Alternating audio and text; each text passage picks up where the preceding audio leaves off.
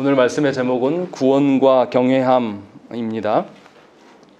우리가 일반적으로 구원이라고 생각하면 무엇을 떠올립니까?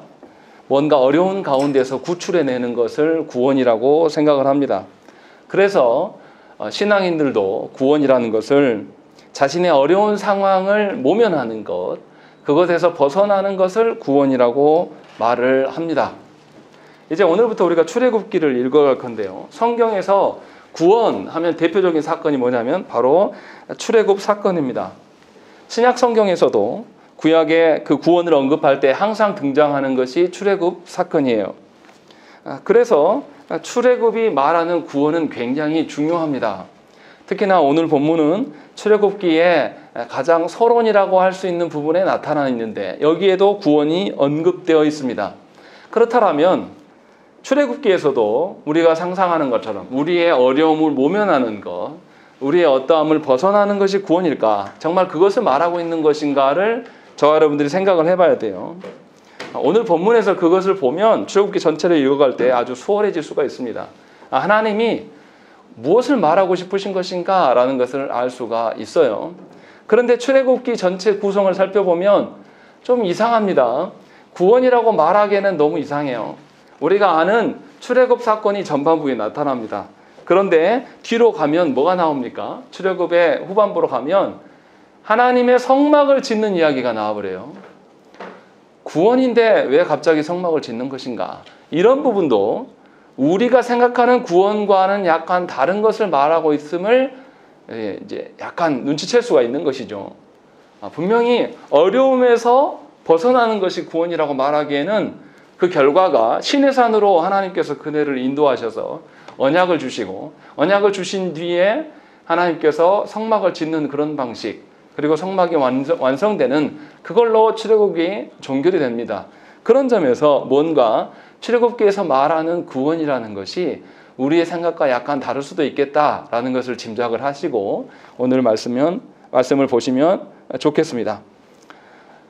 1절부터 7절까지에 먼저 출애굽 시작하기 앞서서 이스라엘의 상황을 이렇게 이제 설명하고 있습니다. 그런데 우리 성경에는 안 나와 있는데요. 출애굽기 1장 1절의 첫 단어가 뭐냐면 그리고입니다. 그냥 바로 된 게 아니라 그리고 야곱의 아들들의 이름은 이러하다 하면서 쭉 이렇게 나열하는 방식이에요. 다시 말하면 출애굽기는 창세기와 별개의 성경이 아니라는 의미예요. 분명히 창세기 어떤 사건이 있었고 그리고 나서 이런 일들이 되어졌다라고 하면서 분명히 창세기에서의 그 연장선상에 있는 것이 출애굽 사건임을 우리가 알아야 돼요. 독립적인 그런 성경이 아니라는 것이죠. 그래서 하나님께서 창세기에서 택하신 자들에게 베푸신 언약이 출애굽기에서도 동일하게 등장하고 있음을 잊어서는 안 됩니다. 하나님께서 아담에게 또 노아에게 또 아브라함에게 이삭과 야곱에게 지금 언약이 있는데 그 언약에 근거하여서 오늘 이런 일들이 있다라는 그런 뉘앙스로 보아야 된다는 것이죠.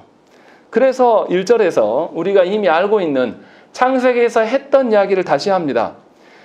이들이 먼저 애굽에서 탈출했다는 이야기를 곧바로 하는 것이 아니라 야곱이 자녀들과 함께 그 애굽으로 내려갔다라는 것을 먼저 언급을 하고 있는 것이죠. 게다가 2절부터 4절에서는 야곱과 함께 내려간 자녀들의 이름을 나열하고 있습니다. 이것은 창세기 46장 8절부터 27절에 언급된 야곱의 가족들의 이름이 나열된 것과 똑같은 형태예요. 물론 여기가 훨씬 더 단순하게 되어 있죠. 그래서 창세기 46장에서는 왜 70명이 되는가를 헤아릴 수 있도록 낱낱이 이름을 다 언급하고 있어요. 그렇게 해서 이제 밝히는 것이 똑같다라는 거죠. 분명히 그리고 더 중요한 것은 창세기 46장에서 무엇 때문에 이들이 애굽으로 내려갔는지를 밝히고 있어요. 창세기 46장 3절에 하나님이 이르시되 나는 하나님이라 내 아버지의 하나님이니 애굽으로 내려가기를 두려워하지 말라. 내가 거기서 너로 큰 민족을 이루게 하리라 라고 되어 있습니다.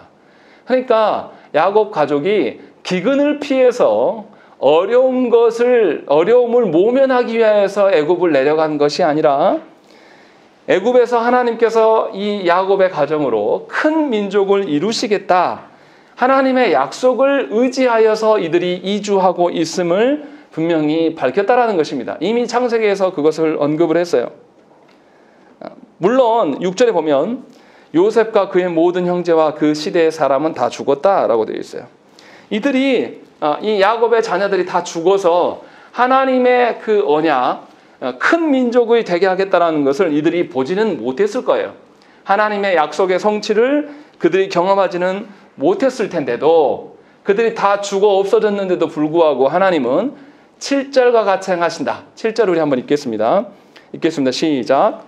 이스라엘 자손은 생육하고 그러나 번성하고 매우 강하여 온 땅에 가득하게 되었더라. 예, 분명히 7절에서 하나님께서 창세기 46장에서 약속하셨던 바가 완전히 성취되었음을 알려주는 것이 7절이에요. 그들에게 약속하셨으나 그들이 다 죽었지만 그러함에도 불구하고 하나님은 약속을 지키셨다라는 것에 대한 이야기를 하고 있는 것이죠. 창세기 35장 23절부터 26절에서도 야곱의 아들들의 이름을 기록하고 있습니다. 그리고 그 앞에서 창세기 35장 10절과 11절에서 하나님께서는 야곱에게 무슨 이야기 하냐면 생육하고 번성할 것을 명령하십니다. 그리고 야곱에게서 백성과 백성들의 총회가 나오게 될 것이고 이 모든 것들이 네 허리로부터 나오게 될 것이다 라는 것을 하나님께서 알리셨어요. 그러니까 오늘 본문에 있는 7절의 말씀 생육하고 번성하였다라는 것은 하나님께서 야곱에게 명하신 바가 지금 그대로 실현하셨다라는 것이죠. 하나님께서 야곱에게 명령하셨지만 실현하시는 분은 하나님이시다 라는 것을 우리에게 지금 알려주고 있는 것이죠.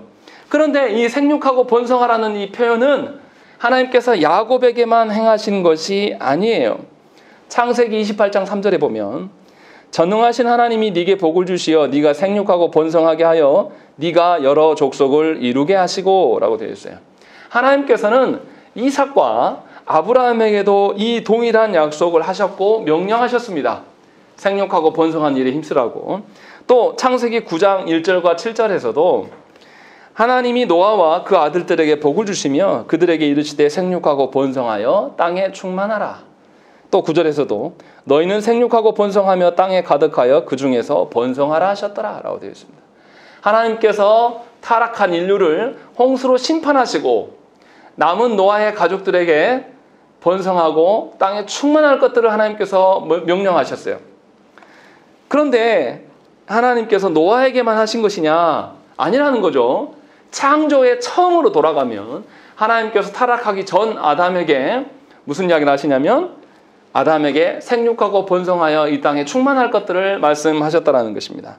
다시 말하면 7절에 나와 있는 이스라엘 자손은 생육하고 불어나 번성하여 매우 강하여 온 땅에 가득하게 되었다라고 이렇게 기록된 것은 그냥 야곱에게만 어떤 해당되는 이야기가 아니라 하나님께서 처음 창조하셨을 때부터 모든 인류를 바라보며 모든 피조세계를 바라보면서 계획하셨던 바가 지금 여기에서 실현되고 있다라는 것을 우리에게 알려주고 있는 것이죠. 분명하게 첫사람 아담은 하나님의 명령에 대해서 무관심했고 타락했습니다. 아브라함도 어땠습니까? 아내 사라를 2번이나 자기의 안위를 위하여서 자기의 안전을 위하여서 2번이나 아내 사라를 빼앗길 뻔한 사건들을 만들어요. 아브라함만 그렇습니까? 이삭도 똑같은 실수를 하는 것이죠. 그러니까 하나님의 그 명령에 대해서 어느 누구 하나 존중하며 귀하게 여기지 않았어요.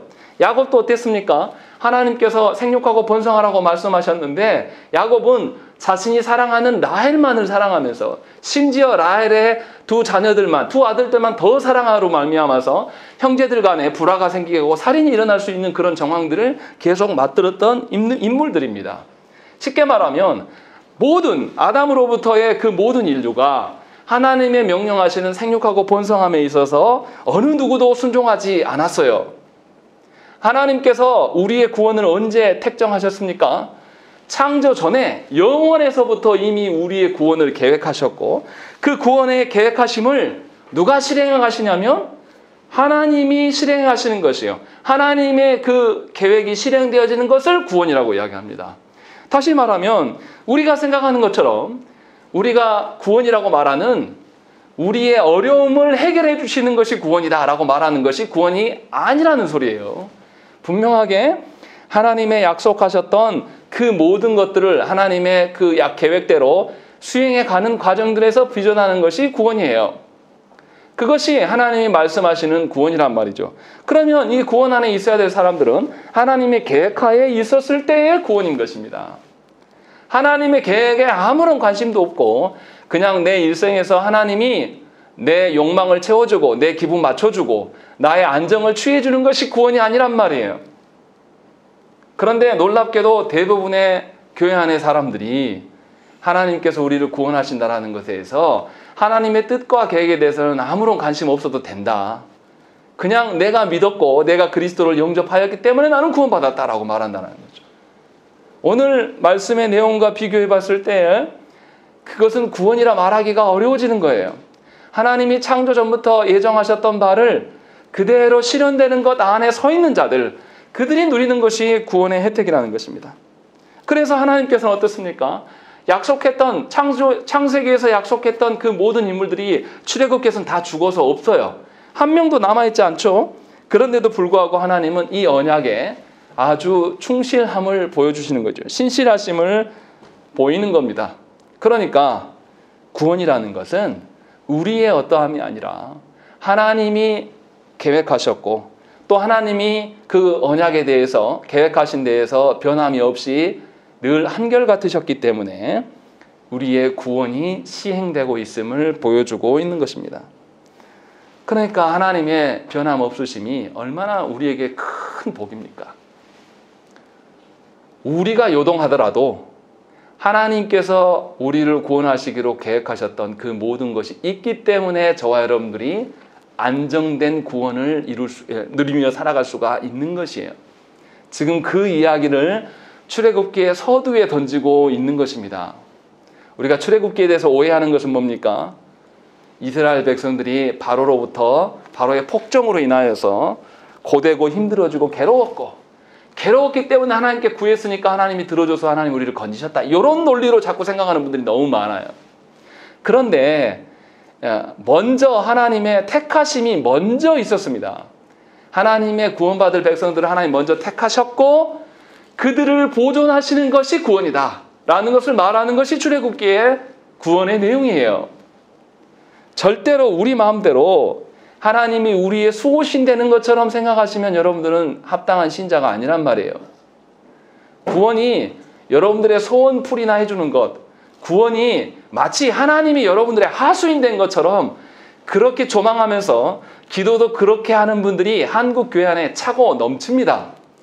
하나님에 대해서는 아무런 관심도 없으면서 하나님이 무엇을 기뻐하시고 무엇을 슬퍼하시며 하나님이 무엇에 대해서 진노하시는가에 대해서는 아무런 관심 없으면서 그냥 내 열심과 내 열정과 내 간절함으로 말미암아 구원이 될 것이다.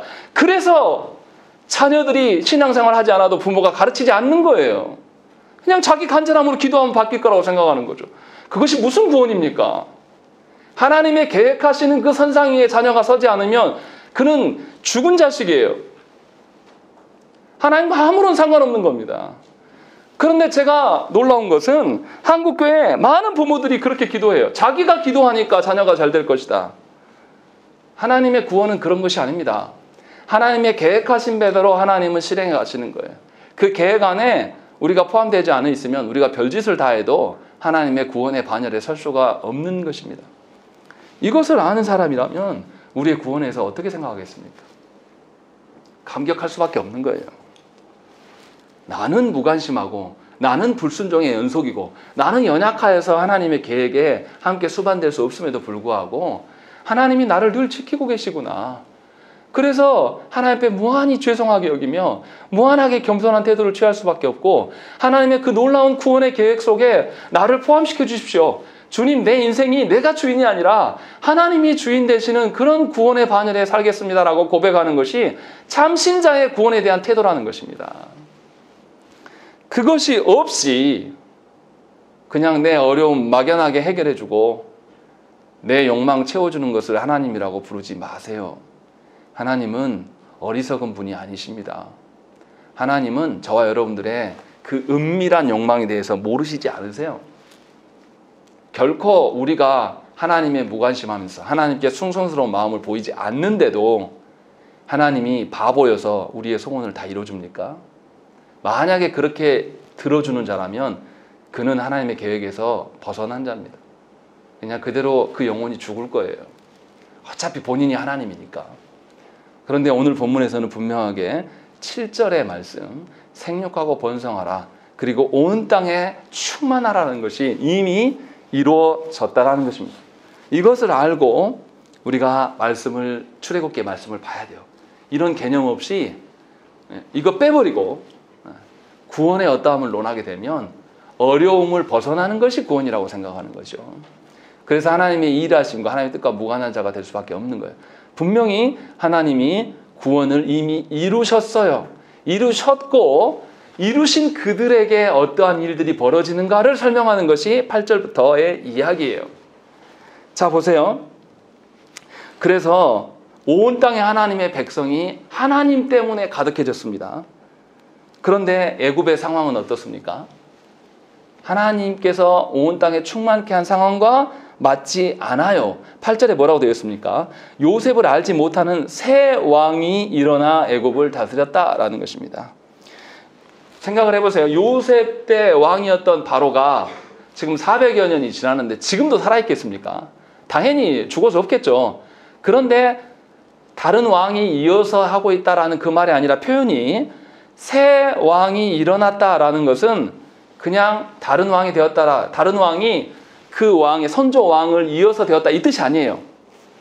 새로운 왕조가 들어섰다는 의미고, 무슨 말이냐면 애굽의 역사를 보면, 이집트의 역사를 보면 한 왕조가 끝까지 이어서 왕위를 이어간 그런 게 아니에요. 조선이라는 나라가 왜 대단한 나라냐면 한 왕조가 500년을 지킨 거예요. 세계 역사 가운데 한 왕조가 뒤엎어지지 않고 계속 이어가는 경우가 드뭅니다. 그런데 조선은 500년이나 이시 왕조가 지배를 한 거예요. 엄청난 겁니다. 그런데 예굽의 역사들을 보면 그렇지 않아요. 나라가 없어지진 않았으나 이 왕조가 있으면 다른 왕조가 점령해서 이 왕조를 다 폐위시키고 다시 왕을 잡는 이런 구조로 되어 있어요. 그러니까 8절에서 말하는 것은 새로운 왕조가 등극하였다, 이 말을 하고 있는 겁니다. 그러면 어떻습니까? 새로운 왕조가 드러났으면 과거에 왕들이 이루었던 업적들을 인정합니까? 인정하지 않습니까? 정권을 잡으면 뭐부터 하죠? 앞선 대통령이 했던 업적들을 다 어떻게 해요? 싹 지워버립니다. 그래서 흔적을 없애는 것이 사람의 생리예요. 아주 악한 습성이죠. 지금 그 이스라엘의 형국이 그렇다라는 거죠. 애굽에 사는데 새로운 왕조가 등극했어요. 그러니까 새로운 왕조가 잡았으니 과거 요셉의 위대한 업적들, 그리고 그 왕들이 세웠던 것들을 인정하겠습니까? 인정하지 않겠습니까? 인정하기 싫은 거예요. 그래서 새롭게 일어난 애굽의 그 바로는 이스라엘에게 적대적일 수밖에 없습니다.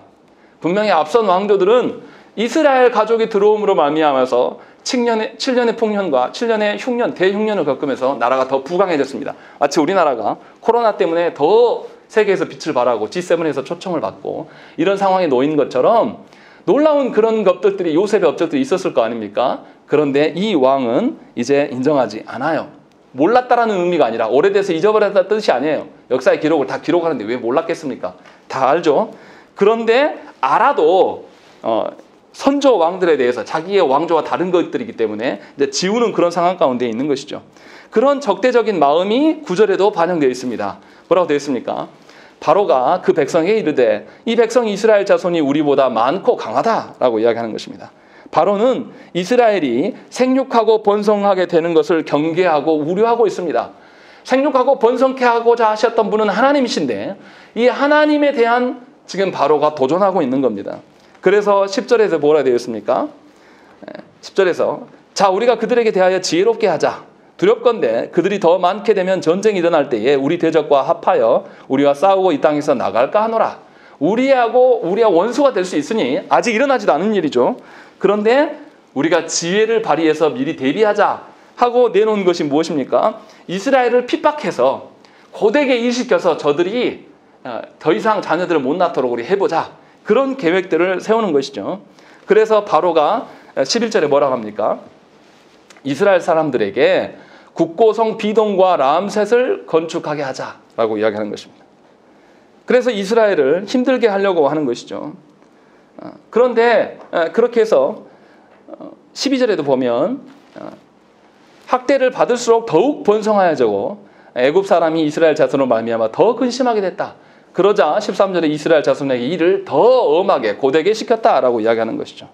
세상은 어떻습니까? 세상의 왕들은, 권세 잡은 자들은 하나님의 백성들의 번성함에 대해서 늘 두려움을 갖습니다. 그리고 하나님의 백성들을 착취하고 그들을 이용하려고 듭니다.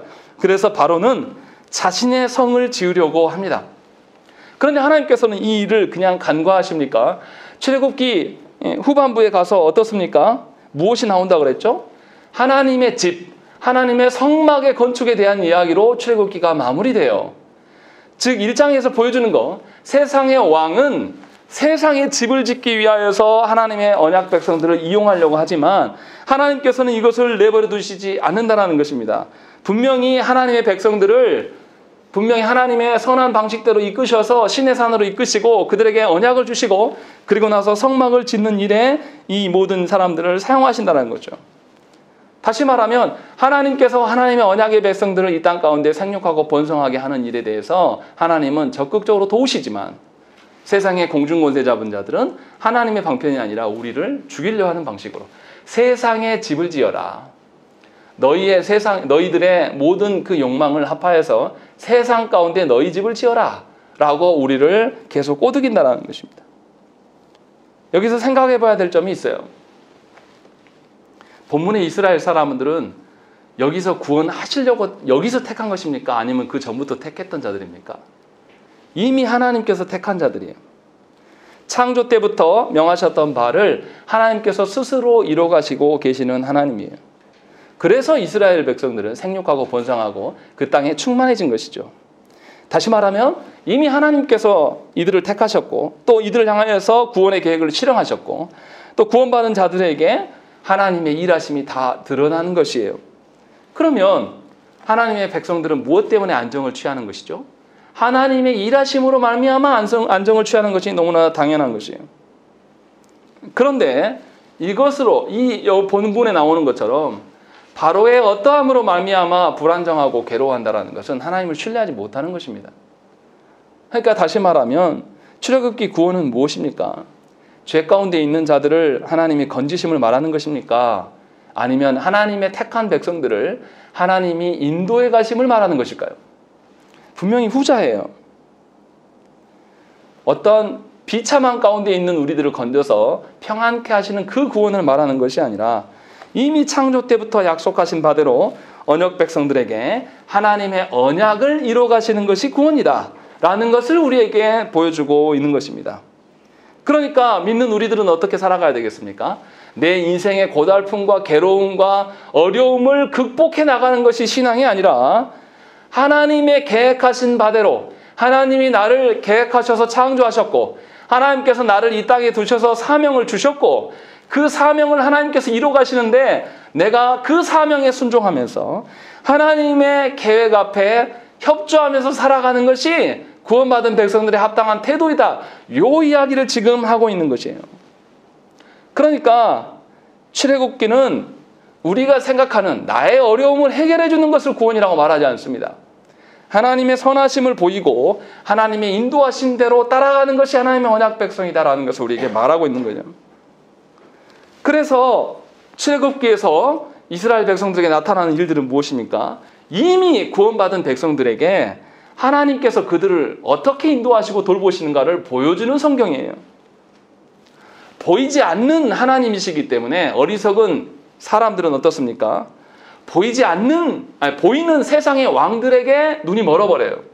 그런데 계속해서 보여주는 것은 하나님의 언약 백성들은 보이지 않는 하나님으로 인하여서 안정을 취할 수 있고 하나님의 이끄심에 인하여서 살아간다라는 것을 1장에서 계속 이야기를 하고 있는 것입니다.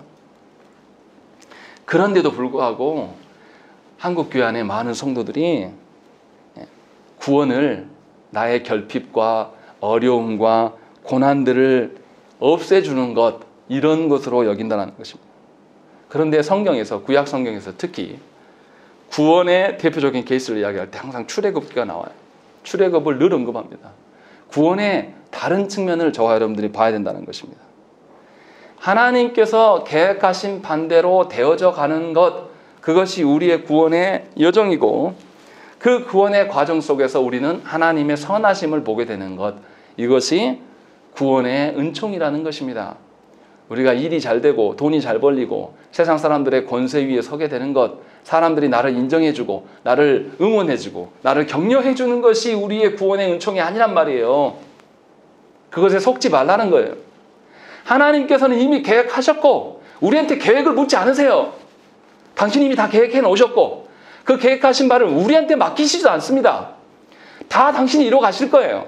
다만 우리에게 그 이뤄 가심 속에 함께 편승해서 함께 가자고 말씀하시는 거예요. 그래서 하나님의 손길을, 하나님의 선하심을 경험하라는 거죠. 이것이 구원받은 자들의 특권이에요. 저와 여러분들이 하나님에 대해서 말할 수 있는 것이 바로 이 부분이에요. 하나님이 내 인생 가운데 모든 문제를 해결해가지고 내가 만사형통하고 아무런 문제 없습니다. 내가 세상 사람들에 의해서 군림하고 남들보다 더 많이 가졌습니다. 이걸 자랑하는 것이 아니라 내가 낮아졌는데도 놀랍게도 하나님은 날 죽이시지 않더라.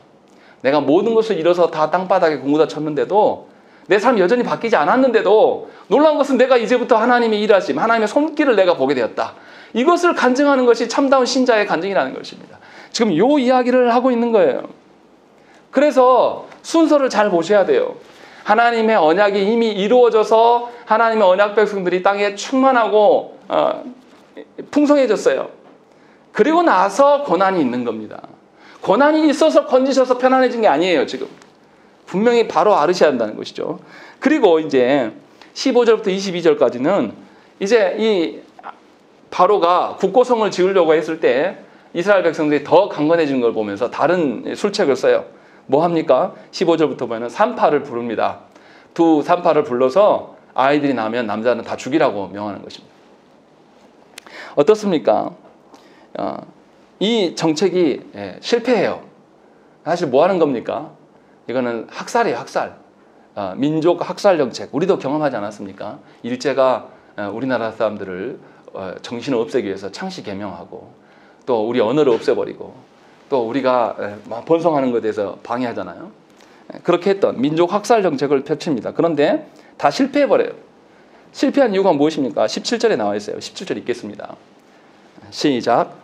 그러나 산파들이 하나님을 두려워하여 애굽 왕의 명령을 어기고 남자 아기를 살인지라. 예, 산파들이 놀라운 태도를 보이는 거예요. 바로보다 하나님을 두려워했다라는 것입니다. 애굽의 바로는 그냥 왕입니까? 아니에요. 애굽의 바로는 신격화돼서 신입니다. 신. 그래서 애굽의 왕들이 죽으면 미이라를 만드는 거예요. 영원하다. 신은 영원하다라고 해서 그냥 만드는 것이 아니라 미이라를 만들고 그 미이라와 함께 다른 종들이나 다 함께 수장시켜요.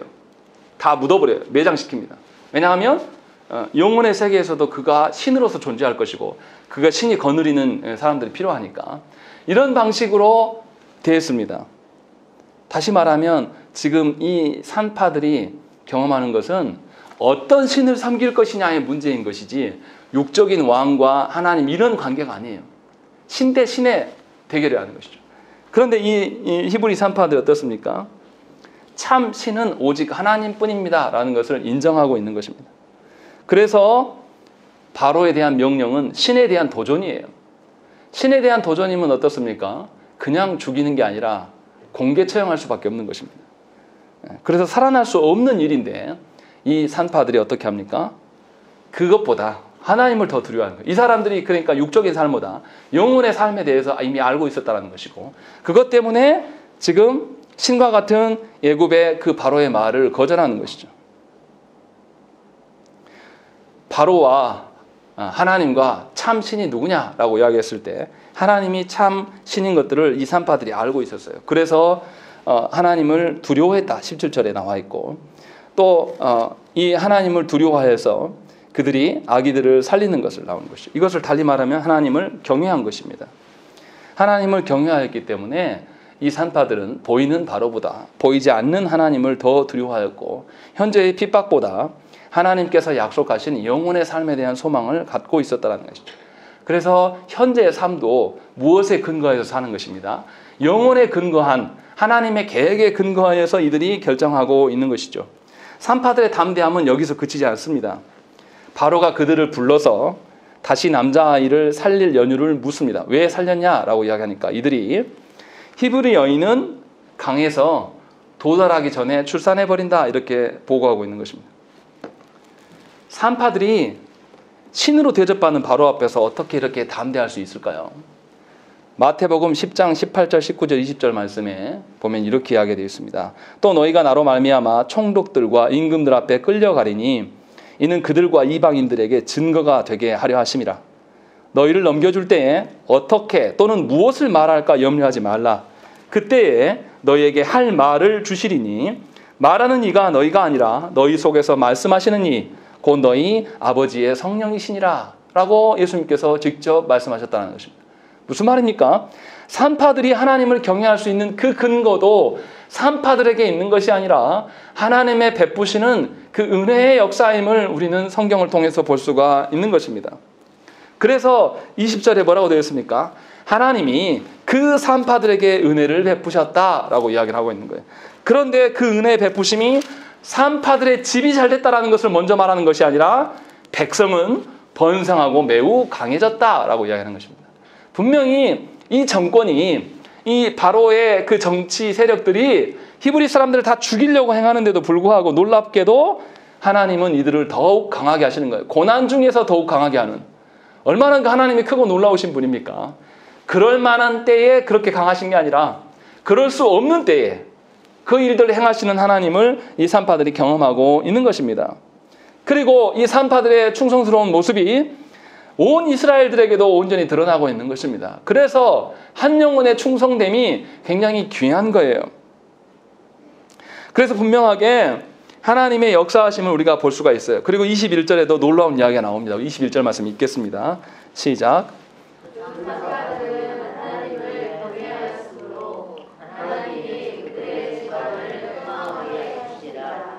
예, 여기 보시면 하나님이 그들의 집안을 흥황하게 하셨다 이렇게 번역되어 있는데요.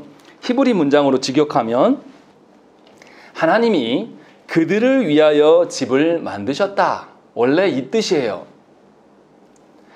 바로가 이스라엘 사람들에게 누구의 집을 짓게 했습니까? 바로 자신의 집, 국고성을 지으려고 했어요. 그런데 하나님께서 뭐 하십니까? 놀랍게도 하나님께서 그 이스라엘을 위하여서 그 산파들을 위하여서 집을 세우신다. 이것이 하나님의 은혜다라고 이야기를 하고 있는 거예요. 그러니까 집을 세워가는 자는 누굽니까? 우리가 아니에요. 하나님이셔요. 하나님이 우리의 집을 세워가야 돼 맞는 것이지 우리가 우리의 집을 계획하고 세워가는 것이 아니란 말이에요. 세상은 언약 백성들을 조롱하고 핍박합니다. 그리고 착취해요. 그래서 세상에 집을 짓기를 원합니다. 또 우리에게도 뭐하고 있냐? 세상에 아파트 한 채라도 있어야지. 너희 자녀가 세상에서 떵떵거리고 살아야지. 그러면서 세상에 집을 두라고 계속 우리를 유혹합니다.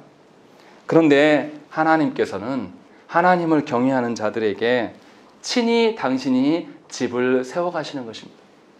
사람의 손에 맡기지 아니하시고 친히 하나님께서 그 집을 세워가시는 거예요. 그 집이 망하겠습니까? 하나님이 세우시는 가정이 망하겠습니까? 이미 우리가 7절에서 보았잖아요. 하나님께서 아담과 노아와 아브라함과 이삭과 야곱에게 약속하셨던 그 하나님의 언약궤보에 든 사람들이 멸망당하지 않고 생육하고 번성하여서 그 땅에 충만하였음을 이미 선언되어 있어요. 이것을 전제로 지금 말씀하고 있는 것입니다. 이스라엘은 자신들의 죄로 인하여 고난 가운데 있는 것이 아닙니다. 순전히 바로와 애굽 사람들의 핍박으로 인하여서 고난 가운데 있습니다. 그런데 이 이스라엘의 집을 누가 세워가십니까? 하나님께서 세워가시는 거예요. 그래서 하나님께서 세워가시는 그 이스라엘 백성들은 멸망당하지 않습니다. 하나님께서 이미 이들을 선택하셨고 택하신 백성들을 보존해 가고 계심을 보여주는 것이 출애굽기의 말씀이에요. 그러니까 구원은 내가 저지른 죄로부터의 구원만이 아니라 다른 이들이 나를 핍박하고 나를 죽이려 할 때도 하나님께서 우리를 돌보심, 이것도 다 포함되어 있는 구원이라는 것입니다. 그러니까 하나님께서 세상의 지혜를 무력하게 만드시고 하나님의 지혜로 자신의 뜻을 성취해가는 것을 우리의 인생 가운데 보여주기를 원하신다는 것입니다. 얼마나 놀랍습니까? 그래서 저와 여러분들을 세상에서 힘없는 자로 연약한 그런 상황에 두시기도 한다는 거예요. 그런데 그렇게 낮추심이 결코 죽이는 낮추심이 아니라 하나님의 선하심을 확연히 드러내기 위한 낮추심이라는 거예요. 그러니까 그리스도인들이 착각하면 안 돼요. 아까도 대리문답 때도 말씀드렸지만 고난이 있다고 해서 하나님을 오해하고 하나님을 의심하고 낭망하지 말라라는 것이, 그것이 하나님의 외에 다른 것을 우리들 마음에, 우리의 정서에, 우리의 의지에 두는 것이다 라고 지금 계속 경고하는 것이지 않습니까? 그러니까 우리가 하나님의 구원에 대해서 한번 생각을 해봐야 돼요. 하나님의 구원의 의미가 무엇인가? 택하신 분도 하나님이시요, 구원을 이뤄 가시는 분도 하나님이시요, 완성하의 그 나라를 예비하신 분도 하나님이시란 말이에요. 그런데 우리는 자꾸 어떻습니까? 나의 연약함, 나의 게으름, 나의 불안한 정서, 나의 어떠한 미련한 판단, 이것을 근거로 말미암아서 하나님이 있냐 없냐 이야기하는 경우가 얼마나 많습니까? 얼마나 이게 허망한 짓이에요. 성도들이 고통스럽고 괴롭다라고 하는 거 가만히 들어보면 하나님의 어떠하심 때문에 괴로운 분은 별로 없어요. 다 자기가 오판한 거예요. 다 자기의 정서가 하나님께 반응하지 못한 거예요. 자기의 의지가 하나님 앞에 너무 빈약해요. 그래서 하나님께서 우리에게 성령을 주시고 말씀을 주시지 않았습니까? 우리의 판단이 너무나 미련하니까, 우리의 정서가 너무나 엉뚱하니까, 우리의 의지가 너무 박약하니까 말씀으로 우리를 변화시키려고 부르신 것이 구원이란 말이에요. 그러니까 내가 바뀌어야 돼요. 내가. 나의 판단력이라는 것이 하나님께 있고, 나의 정서가 하나님의 일하심에 반응하고, 나의 의지력이라는 것이 하나님을 신뢰함으로 의지할 수 있는 그것으로 바뀌어가기를 소망하는 것이 구원이에요. 내 사업이 잘 되고 내가 돈이 많아지고 내 자녀가 잘 되고 나에게 근심 걱정이 없어지면 그 사람의 판단력과 그 사람의 정서와 그 사람의 의지가 하나님 보실 때 합당한 자로 바뀝니까? 저는 그런 사람 본 적도 없습니다. 돈이 많아지면 많아질수록 그 판단력이라는 것은 한없이 밀어내져요. 아무 쓸모없는 것에 대해서 온갖 몰입합니다. 돈 많아지면 무슨 생각합니까? 어떻게 놀고 어떻게 흥청망청 쓸 것인가? 남들보다, 세상 이런 거 자랑해요. 내가 뭐 하면 남들한테 소문날까? 내가 뭐 먹었으면 남들이 잘 먹었다고. 그게 뭐가 중요합니까? 그런데 그런 거를 생각하는 거예요. 한심하기가 짝이 없는 거예요. 저 어렸을 때만 해도 아이들이 커서 뭐 될래? 하면은 꿈과 희망이 없어. 자기 현실이 어떠한 거 상관없이 꿈꿀 수 있는 그런 환경의 사회였어요. 근데 요즘 아이들은 그런 거 없습니다. 제가 20대들 보면 한심하게 생각하는 게 뭐냐면 아주 허망한 것을 찾고 있어요. 비트코인에 올인하고 주식 투자하고 이런 것이 지혜롭다라고 이야기해요. 그리고 본인들이 얼마나 지혜로운지 윗세대들이 해온 것에 대해서 다 무시합니다. 그래서 이준석 씨 같은 사람이 국회의원 한 번도 당선되지 않은 사람들이 당대표가 되는 아주 이상한 현상이 나타났잖아요. 이런 일들이 잘된 것이냐 언론에서 막 떠들어요. 젊은이들 얼마나 교만한지 몰라요. 자신들이 결정한 것이 아주 지혜롭다고 생각하는 거죠. 이제 보십시오. 하나님께서 그들을 어떻게 다루실지 너무 뻔한 거예요. 우리가 얼마나 미련합니까? 하나님의 구원에 대해서도 우리 스스로 마음대로 바꿔놨어요.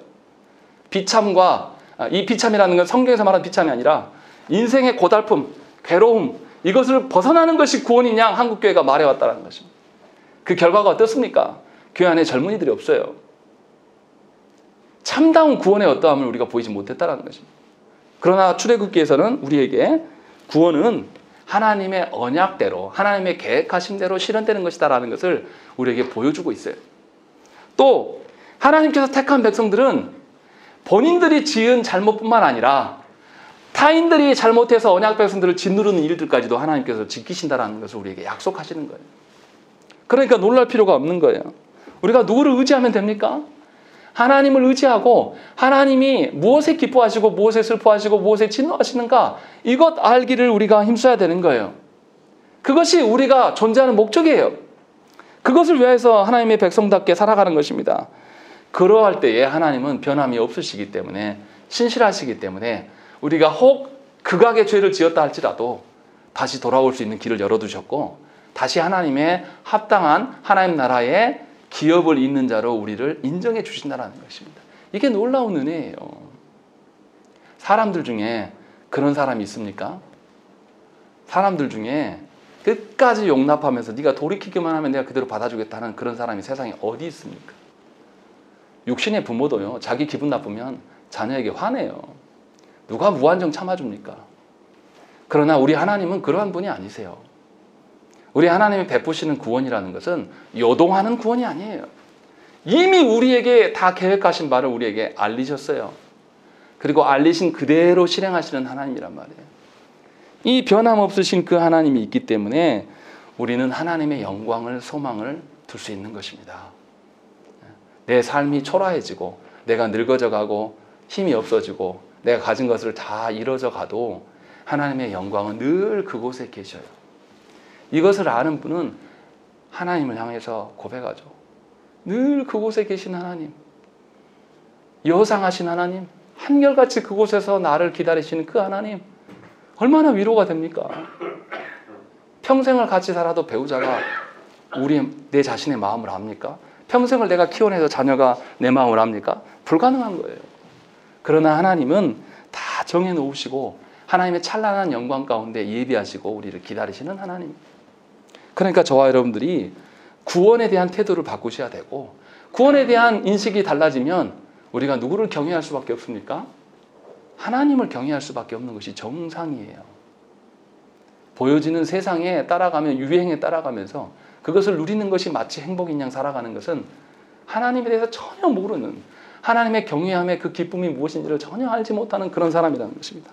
베드로전서 5장 10절 말씀에 뭐라고 되어 있냐면 모든 은혜의 하나님 곧 그리스도 안에서 너희를 부르사 자기의 영원한 영광에 들어가게 하시니가 잠깐 고난을 당한 너희를 친히 온전하게 하시며 굳건하게 하시며 강하게 하시며 터를 견고하게 하시리라 라고 약속하여 말씀을 주고 있는 것입니다.